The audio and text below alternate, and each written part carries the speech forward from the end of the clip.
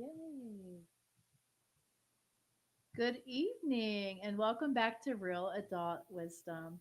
I'm your host, Becky Schaefer, and tonight we're continuing the Rise and Rewrite series with someone, of course, that I still deeply admire. I still admire you. Oh, thank you. I'm just messing. We were talking a little bit before the show. Like, it's been a whole week. I missed you. Yeah, yeah. I was definitely looking forward to coming back to it's kind of like our little circle here with you and I and the audience. So I was definitely looking forward to it. It is. And Yeah. tonight we are going to dive into identity shattering as initiation. And that's Yes. a lot. That's a big word. Big three words, actually. Yep. And I don't think we talk enough about what happens when the identity you've built your life on begins to fall apart. So I'm just going to dive right in, but I do want to welcome everybody to Real Adult Wisdom. And this is our second show of, we said four series, but who knows? We may end up going more because we just have, there's just so much to talk about that I Yes. just can't get bored with any of it, actually. Um, but as we are talking about the identity that you built, that I've built, that our listeners have built on our life, and it begins to fall apart, either due to a burnout, betrayal, sometimes an illness, divorce, a career ending, a career change, a spiritual awakening, or simply the quiet realization that the life that you're living no longer fits the truth inside of you. And most people see this moment as a crisis or a failure or a collapse, or we're not doing AKA what we have been programmed to do. Um, Hmm. but I think we're going to offer a different perspective on that tonight. Yes. Yeah, for sure. So identity shattering is often an initiation. Um, when the other person begins to crumble, the version of you that performed, achieved, pleased, um, endured, or kept it all together, it isn't punishment. It is a soul invitation. I'm going to let you talk a little bit about the soul invitation of this. Mhm. Yeah. Yeah. So, first of all, I think that you and I can safely coin the term ISI, identity shattering initiation. ISI. I like that. What does this mean and on the soul level? Um I we touched on this a little bit before in the last episode. I think for me, my soul cries out to me through emotions, mainly as anxiety and depression. So that was kind of what I've noticed as a pattern throughout my shattering moments, because I've had quite a few actually. And I just want to let people in the audience know that this can be a process that you go through in your life, and you can have a few moments that continue to keep bringing you back to yourself layer by layer. People talk about having one awakening. I kind of giggle at that because I feel like I've awakened in a series of myself, and it kind of just keeps going like a spiral, right? But at the soul level, we talked about when we start experiencing this kind of inner turmoil where it's just the day to day, you're acting, you're going through the motions, but it's just always there. And it's kind of like this voice that is just like, "Ugh," you feel the drag, you feel the pullback, you feel like you're not really going headfirst into your life and really excited about it and having all of the joy that comes behind it. And so at a certain point, it's really your soul crying out to you. So like you said, it's not a crisis. It's your soul calling out to you to try to bring you back and have you remember who you are. Remember who you are. I compare it lots of times to a toddler who's having a tantrum. Sometimes our soul just has a tantrum because it's so overwhelmed, and its systems don't know how to express what it needs. So you go through what you feel like is a crisis, or you feel like is a shattering with a negative end, instead of something that can actually rebuild you. And again, that shows up in a lot of mental illnesses, depression, anxiety. It shows up in erratic behavior, maybe unsafe behaviors, high risk behaviors, with money or yourself or your own relationships or things like that. So I think it's important to really take stock of what's happening in your life, and instead of looking at them like, oh, this is just a huge crisis, this is leading to something bad, it is an initiation and an invitation from your soul to come back into alignment. And I think if we all started to think more of it this way, we can have a lot more compassion for ourselves. Yeah, because in a level, this is when we lose the identity that we were praised for, the roles that Yeah. lived inside us, or the mask that once kept us safe, uh, which remains really raw at times, or the Mhm. real you before the world told you who to be. So, definitely, this is definitely a terrifying, can sometimes be a very lonely experience. Yes, But the soul recognizes that it's coming home. It can feel it, like your body can. It's almost like a somatic experience as well. it is. It Yeah. is. Yeah, So, definitely. like, this is the moment too. Of course, I got to throw this in there. I have to throw in the why not me because it's just Of course. all in there. So, this is the moment where the why not me concept literally was born, like in my Mhm. own story. Like the moment I stopped trying to hold it together, this life that required me to basically abandon myself, when everything I once identified was cracked. I was left with a simple question like, if not this version of me, then who am I allowed to become? And I think there's a lot of listeners sometimes right now too, especially like people going through midlife crisis, as in menopause, um, empty nester, divorce. It's like we have to have this type of initiation of this identity. Um, it's a huge awakening. I know it was a huge awakening for me during this time. I was becoming I empty nester. I moved to a new state, started a new job with the school district, and man, did I struggle. And Yeah. eventually that evolved basically into, why not me to choose differently? Why not me to start over? Why not me to become someone I actually finally can recognize? Um, Wow. and Yes. I know in your book, The Sacred Undoing, Hmm. is literally also built around this idea of identity unraveling as a pathway to truth as well. So, can you? I'm going to have you talk a moment. I'm going to have you. Can you talk like a moment in your life where everything you were building onto fell apart and how that breakdown became your initiation? Because I think part of that went into your book. Yes. And I want the essence of it went into my book. I didn't really go into detail about it because I didn't want it to be so much a memoir, more so like a Mhm. manual for this book around. Yes. There's more books coming for sure, by the way. I know you've mentioned that for yourself too. But I would say that the very first initiation for me was the ending of my first marriage. I was married for 7 years from the time I was 19 all the way to 26. We met here in Houston, and shortly after we were married, moved out to California where he was from. Uh, and I'll say we gave it our best shot with the tools that we had, you know? Yes. But it just wasn't working and it wasn't healthy. And we were trying to reach out as best we could to resources to help us, the church. We tried marriage counseling, but that kind of stuff only works if you're telling the truth. Right. If you go in and you're continuing the lies or you're pre-gaming of what we're going to say to the therapist, I look back on it now thinking this total thing was a manipulation and spiritual bypassing of myself.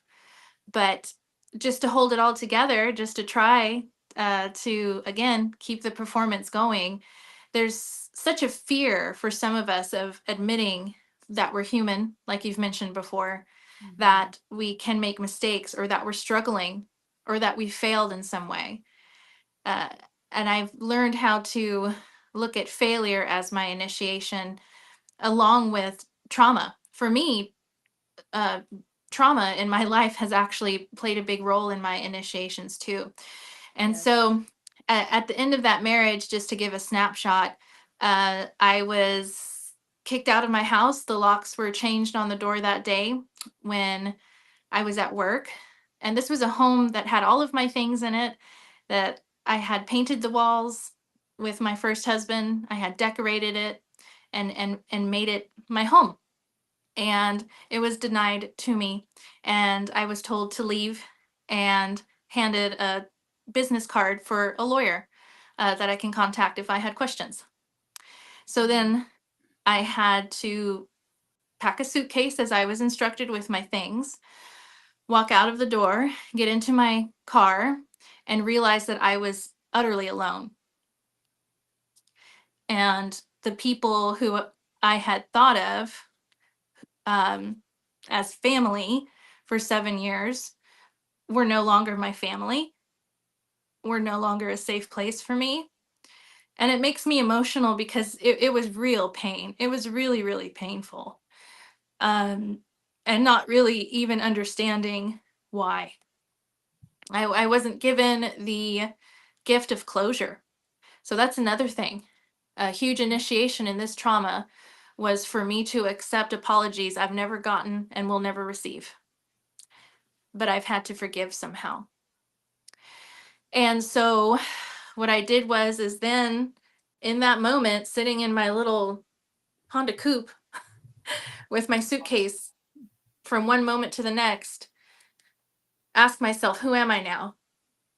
Who am I going to be now? I don't know who I am without this identity, and it is fucking terrifying. And you started Thankfully, at I 19, so that's a yeah, little different than getting married like in your late 20s. You're like a baby still. right, right. And you know, I could have used a more couple of years to figure out what it was that I really wanted and what was good for me. But I made my decisions and it led me down this path. But it's a sacred path of suffering. Suffering brings us closer to God.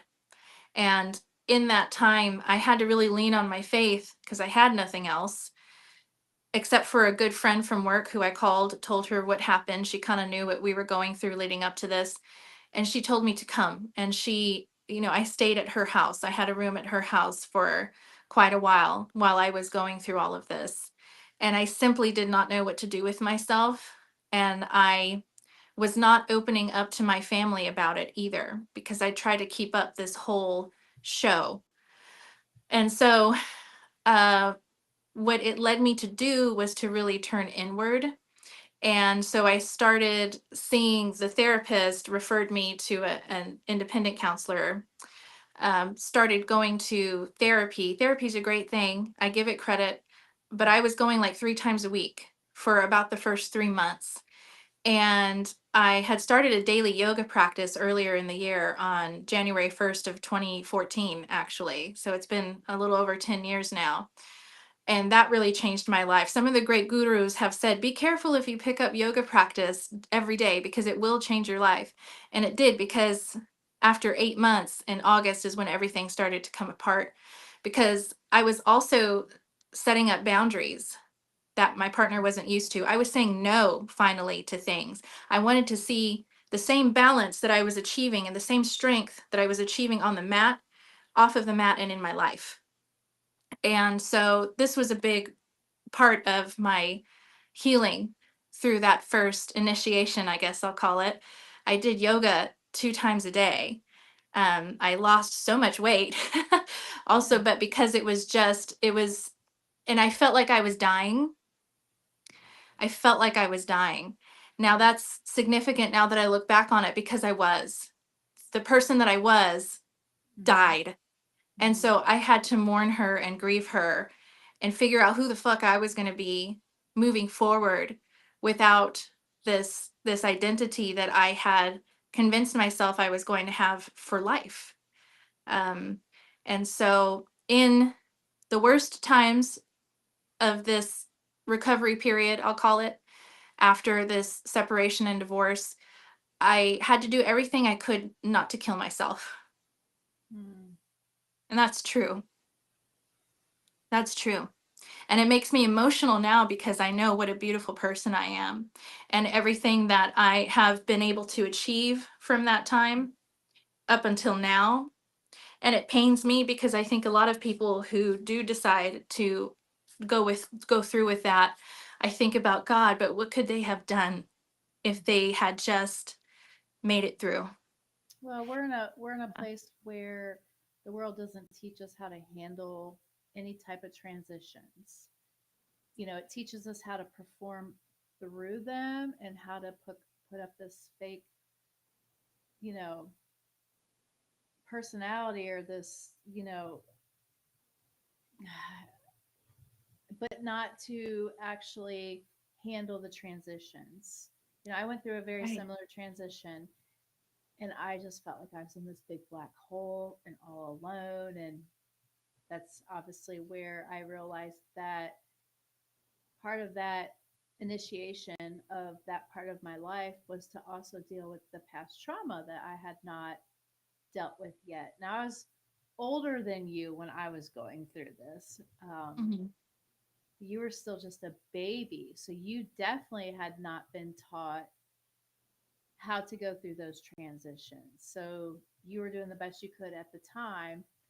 And I'm proud of you for getting through that, because look at you today, an author, Thank a you. mom, a wife again.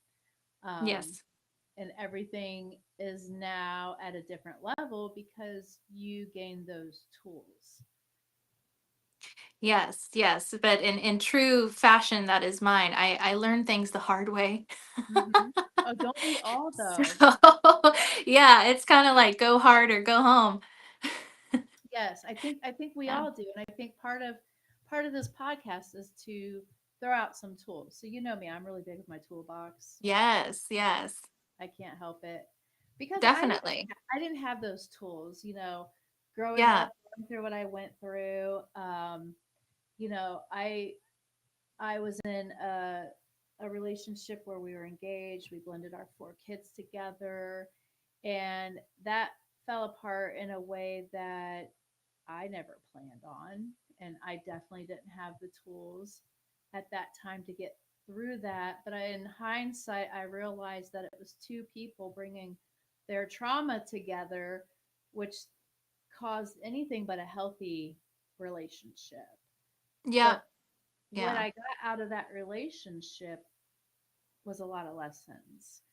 And it wasn't that we didn't love each other or care about each other. We just weren't able to give at that level that was healthy. And, I had to live with the guilt that unfortunately my kids saw that.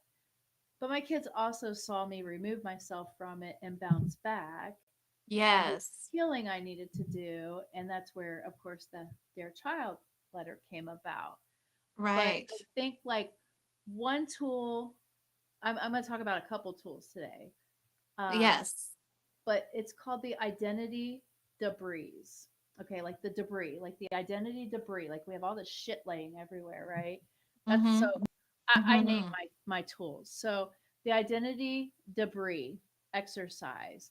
So I want to invite you and the listeners to complete these three prompts. So I'm going to put three prompts on here. Sorry, my teacherness comes out of me sometimes. Um, I love it. Yeah. but one This is what we need. Teach us. Yes. but one thing, you know, the identity I'm afraid to lose is what? Like, what identity are you afraid to lose? Because it's been protected or defined, or it defined you. Like, what Mhm. identity Mhm. are you afraid to lose when you're trying to go through this initiation? Because honestly, you may not have really identified yourself yet. You're still trying to figure that out. So, my challenge is like the identity I'm afraid to lose. That's number one. Number two, Mhm. feels like it's crumbling right now. like it's the truth that you're avoiding, right? So what feels Mm, like mhm. crumbling right now, but yet you can't talk about it, or you try to have a blind eye to it because it's something you're trying to avoid. And my third one, and I'm going to tell everyone to go back to about 20 minutes because that's where these questions are being asked.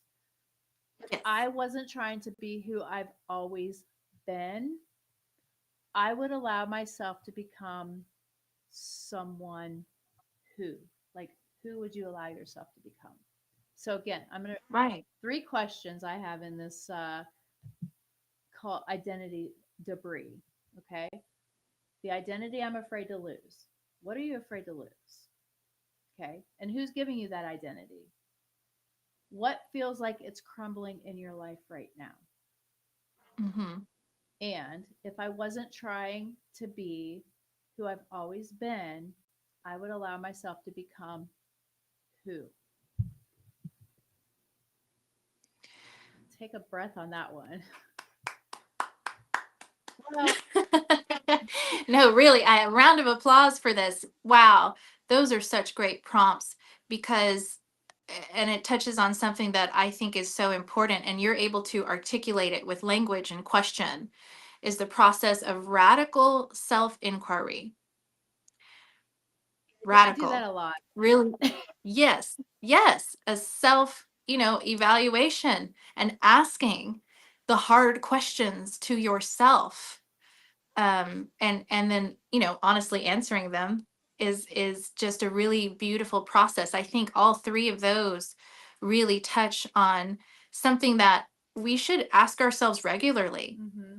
I think it's important that we regularly have these practices where we're constantly checking in with ourselves and doing that self inquiry and making sure that we're still in alignment with everything that feels good for us, and that the world and the programming hasn't taken over, hasn't overridden your original programming. Right. Because when Yeah. that original programming, or we'll call it the familiar, right? When Yes. that Yeah. falls apart, it's not the end, but people think it's the end. That's actually the invitation. Yes, it is. Absolutely. It's the invitation. Oftentimes, before something new comes forward in life, it seems like everything falls apart. And because it has to, in a way, Right. because it has to make space for this new thing that's going to come forth. Yeah. Yeah, it's an invitation to who you're always meant to be, the version of you that's no longer built on survival but truth. Or, like my move, for example, my move, my Mm, empty nest season, my career shift. Oh my gosh, the heartbreaks, the losses, the unraveling. agreed. They didn't break Yeah. me. They broke the version of me that I wasn't meant to carry anymore. And I guess that's where my why not me mindset was born a little bit. It was born here in the Hmm. mountains. Yes. It is like a space between who I thought I had to be and who I finally allowed myself to become. And I think that's where a lot of people get stuck, is they don't allow themselves to finally become. Right. Right. Because there's a lot of fear behind that Oh, too, because we like so to stay much. comfortable. Yeah. Yeah, we like to stay comfortable kind of where, the status quo is, but again, the concept is that we always keep growing and evolving, and we need to have the space to do that. And in my book I talk about the nervous system that built your empire, that built your life, and why did it build it this way? And is it something that you can continue to sustain? um and but like we're touching on here, the very first real steps, and these questions really prompt that, is for you to turn inward and really discover what your own truth is. A lot of us walk around and we think that we know ourselves. Do we know ourselves, or do we just know what people tell us what we are?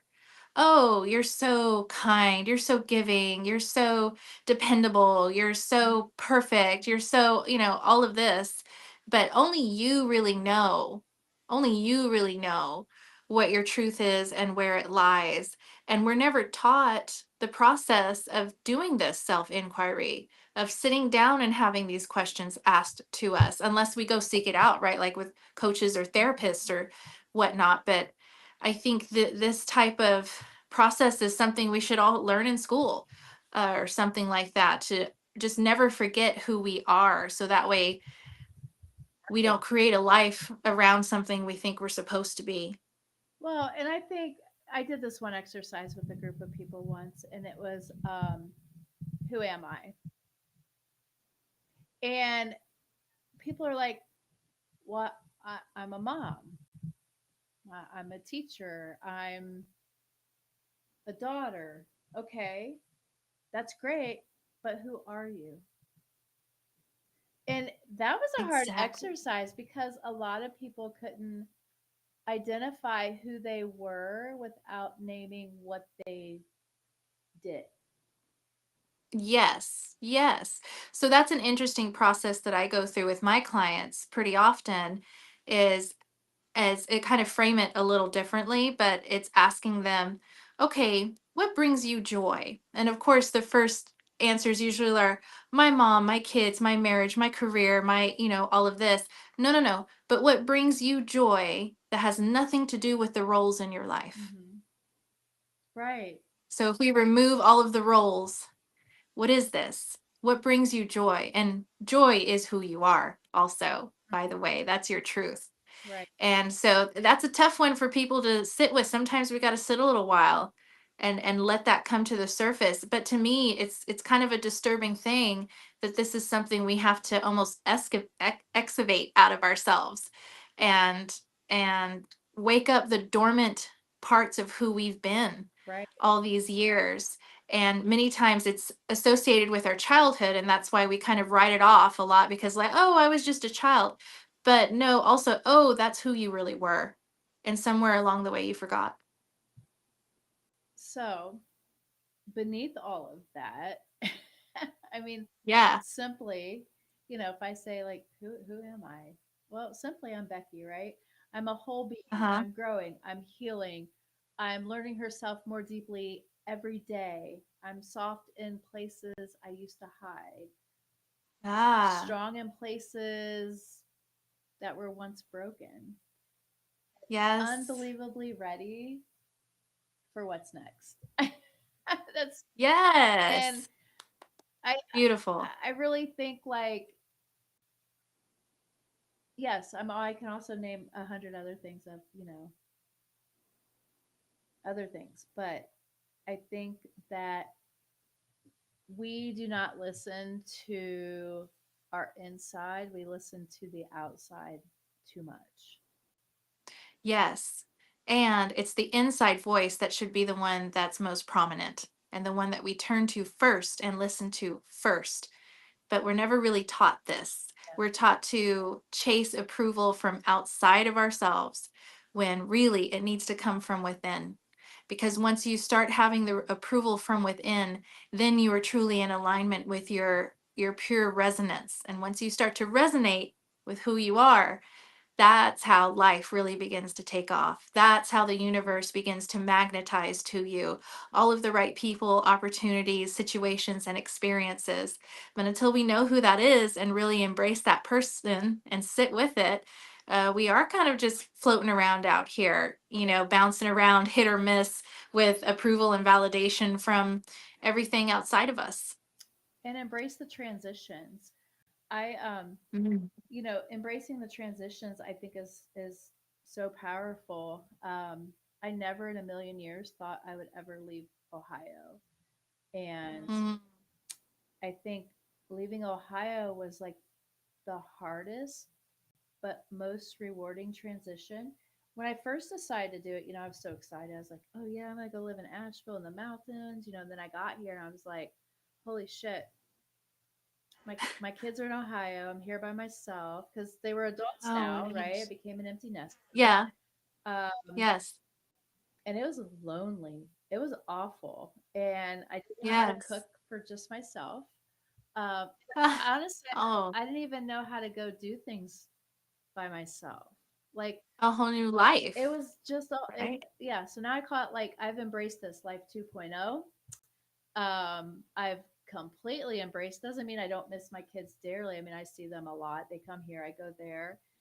But that was Yeah. quite an adjustment after 22 years of having kids under your roof and going to sporting Yes. events, being the hockey mom, the track mom, the colleges, the college visits, the not having any money ever because the kids had to have, you know, every penny you made.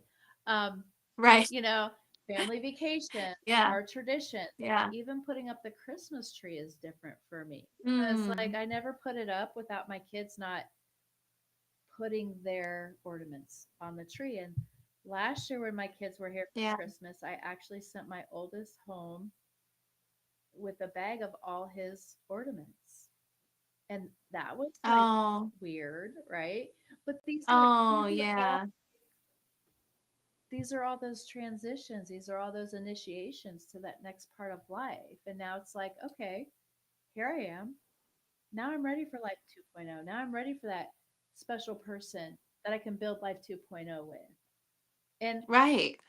yes, I still have these kids, and but they're adults now. It's like I Yes. now get to invent my own life. This whole new Yes. transition.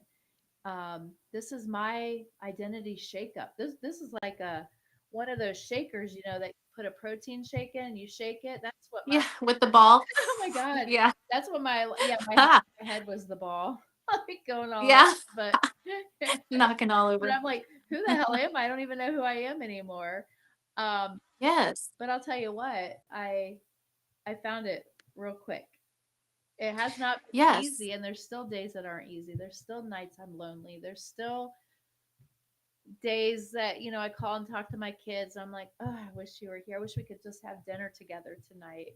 And my Yes. kids are so great about this because they'll FaceTime me or whatever, and we'll have dinner. Or my best friend back home will FaceTime dinner together, and so it's like, Hmm. thank God for technology. Oh, yeah.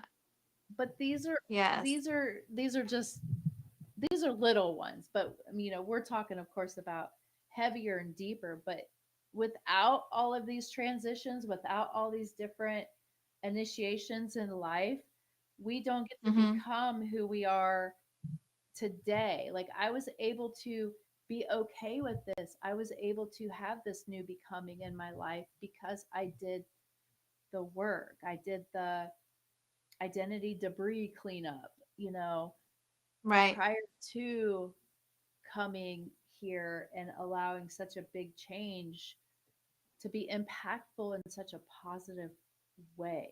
But you have to Yes. allow that. You Yes. have to invite that and allow that to come into your life in order for it to feel okay. I wasn't going to say the word successful because I Yeah. want people to feel okay.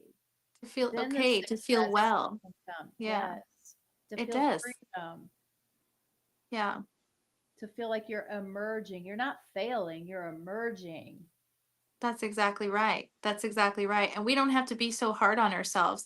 And something that I really learned in my practice and working with my clients um, is the theme of death and rebirth. Well, actually, in Mm, Sanskrit, it's called samsara, and it's the cycle of birth, death, and rebirth. And we think about this as humans as actual death transitioning out of our life, and into what comes after. But we experience it, we can almost every day or pretty often within our lives within these different themes. And so if we understand the sacredness of something new coming along and then it ending and then something new coming along after that, it all keeps going and moving, so we don't look at these initiations in our life or these big changes as failures. They mhm, become something that's empowering when we understand that this is rolling into something new. This is not who you are going to be forever, and this is opening the portal to something that will help you grow and be another season in your life. And so when you look back on these traumas or initiations or transitions, as you were talking about them, we can look back at them with gratitude. Yeah, and then of course, I'm going to throw some more tools in here or like check-ins, Please. right?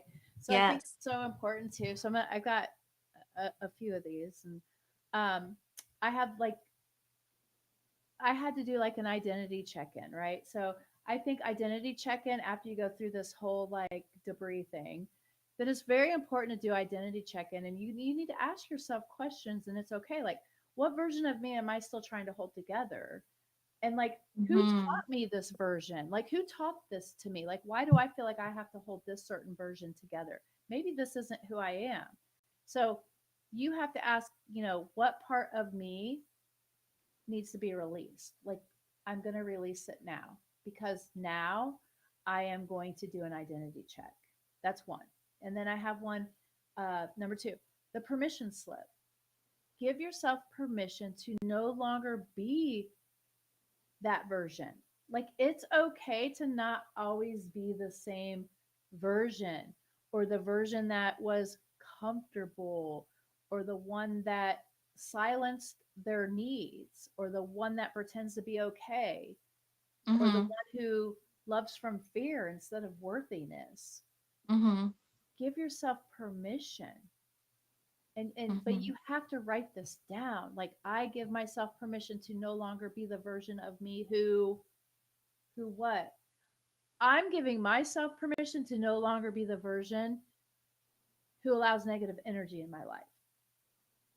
You know, you Right. have to give yourself that permission. I just, Yes. mm, I could go on. And then, of I course, I know. got to bring in the anchor movement, because the anchor has been my thing and I love my Ah, anchors now. But the anchor yes. moment, this is the grounding tool that you can use anytime you feel lost. Place your hand, and you're going to love this. I do this a Hmm. lot. Place your hand on your heart Heart and space. say, Yeah. Yes. I am not who I was. Mm. I am not yet who I'm becoming, Mm. but I am allowed to be in this in between. You're allowed to be in the in between. Let your nervous Yes. system settle into the truth that transition is not failure, it's a Right. passage. Mm, Right. Absolutely. And it can sound easier said than done as we're sitting here talking yes. about this, but what does that really look like? And having good tools in place for when this does happen to actually help you. So for me, what was huge for me was the somatic work, right? And yoga practice and therapy. And then also finding my inner voice that was able to self-coach me again because I had lost that. I'd let it go. I abandon it. We talk about abandoning all the time, but Yes. it's finding your inner voice again, and the one that will guide you with truth, and and not letting go of it, no matter how many times you cry on the floor, or how many times you throw things and break them because you just have so much rage, or whatever it is. It's going to be a wrestling back and forth, but just to Mhm. always come back to, okay, who am I, and what is this, and where do I go from here? And that's where I go to action steps, right? So, in order to go from there, there's things you have to release. Like, Yes. maybe you need to send that email you've been avoiding. Maybe you need to start setting a boundary that you've never set. Saying no Mm-hmm. to something that drains you. I know I've got to learn to say no to overbooking my schedule, right? Yes, Saying yes same. to something that scares you, like, you know, Ah, signing up for something that pulls you forward, or removing yes. yourself from a space that no longer holds you or serves you or fills your cup, however you want to put that.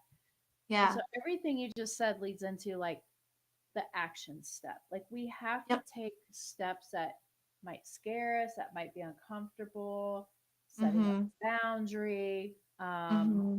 Mm-hmm. And your next Yes. chapter isn't created in one big leap. Like, it's built through brave, honest, tiny steps. Yes, it is. Yes, it is. It absolutely is. And I think when a lot of us go through this process, the number one thing we're all afraid of is loss and losing people. And in spirituality, they talk about all the time practicing non attachment. Mm, Whew, what a lesson and initiation going through this can be about non attachment to people, places, and things. Because mm, as you begin to choose yourself and put yourself first, yes, you are going to lose people. yeah, Some of them are going to fall to the wayside, but that's a holy process because then you kind of weed out those who weren't in alignment with who you truly were and making space for people who are. And I like to talk to my clients often about the concept of it doesn't have to be either or, it can be and also. It can be and also. mm, So it doesn't mean, you have to lose these people and it's terrible, but you can and also bring on people in your life who will be more fulfilling and more in alignment with who you are, because at the end of the day we just need to realize the truth that we're still always going to be okay. and right. and that's just our brain thinking worse circumstances trying to protect us, but we're not cave people anymore that need need constant hypervigilance to protect our reality around us. Our nervous system and our mind and our soul does have the luxury of being able to relax in this life and trust the process. I think that's the hard one for some people is trusting the process because Yes, it of is. how they feel because it's not a good feeling going through that process. Right. It can be painful. It can be painful. It can be fucking terrible and Yeah, terrifying. Okay, yeah. we'll just be honest about that. It can rip you apart. It will rip you apart, but you Mhm. can withstand it and you can pass through the initiation. You are strong enough to do it. And I just hope that books like yours and mine and women like me and others like us, will be placed in the right places for people who need to hear us and hear this information, and just know that they're not alone. 100%. 100%. And before we close tonight, I want to leave our listeners with this. When life breaks apart, the identity that you've been carrying, it's not punishment, it's permission. Mhm. This initiation, it does not look like confidence at all. It looks like the moment that you admit, I can't be who I used to be anymore. And Yes, that's where the next chapter begins. And let me tell you, when you get to that next chapter, it's beautiful, but there's also initiations in that chapter too. So the initiations never go away, they're always there. Um, but totally. if you're in that like in between place right now, if you're letting go of old roles, old stories, old versions of yourself, I want you to know this, just like what we've both been saying this whole time, you're not alone, you're not failing. You are becoming, you are growing, you are healing, you are learning. And that's Yes, all so sacred, so sacred. it is. Mm, It is. It's our soul in real time in this hard ass 3D reality, coming and learning what we've come here to learn. yes, for Yeah, sure. Hilarious. yeah, Thank you so of much for sharing your heart, your wisdom, and your journey course. tonight as well. Um, Yes, your book, The Sacred Undoing, is such a powerful companion for anyone navigating their own identity awakening. And to everybody listening out there, this conversation lives at the heart of both our books, the Why Not Me yeah. concept, The Sacred Undoing. The moment survival shifts into healing and you finally choose that version of yourself that you were always meant to be. So, as you Yeah. step back into your life tonight and ask yourself the question that changed everything for me, if not Mhm. this version of me, then why not the version I'm finally ready to become? Because this is your rise, this is your rewrite, this is your why not me moment for sure. So Yep. I want to thank everyone for being here. Thank you for choosing growth and thank you for allowing us to be a part of your healing. And I'm Yes. sure many of those that are out there listening tonight, don't forget to send your pictures with your wine. That was so beautiful last week.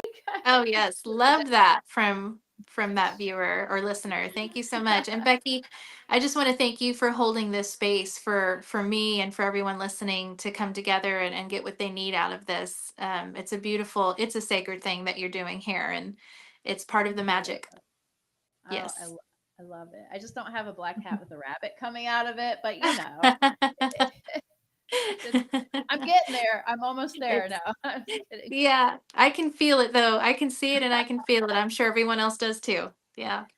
So we will be returning again next Monday at Yes. 7 p.m. And I'm excited to keep going on this journey that we are doing. And until next time, take a breath, trust the shift, and keep becoming.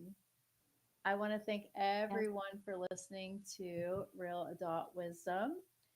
And we will be back in your homes and in your ears next week at this time. Thank you.